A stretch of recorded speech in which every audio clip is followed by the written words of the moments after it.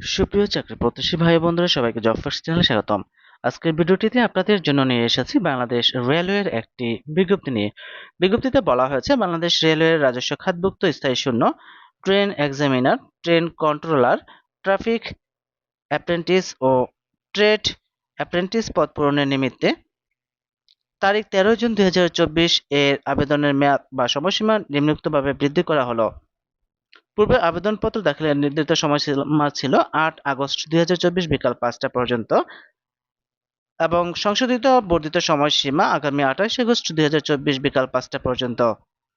আবেদন link http://br.teletalk.com.bd। এছাড়াও বিজ্ঞপ্তিতে বলা হয়েছে জনপ্রশাসন মন্ত্রণালয়ের বিধি 1 শাখার স্মারক অনুসারে জারিকৃত বিধিবিধান ও পরিপত্রের আলোকে কোটা নির্ধারণের প্রাপ্যতা অনুসরণ বা পরিপালন করা হবে। আর এখন বিভিন্ন চাকরি পরীক্ষার তথ্যবহুল ভিডিও, চাকরি পরীক্ষা নিয়োগ বিজ্ঞপ্তি, প্রস্তুতি, প্রশ্ন সমাধান ও ফলাফল পেতে চ্যানেলটি সাবস্ক্রাইব করে বেল আইকন বাজিয়ে রাখুন। ধন্যবাদ সবাইকে।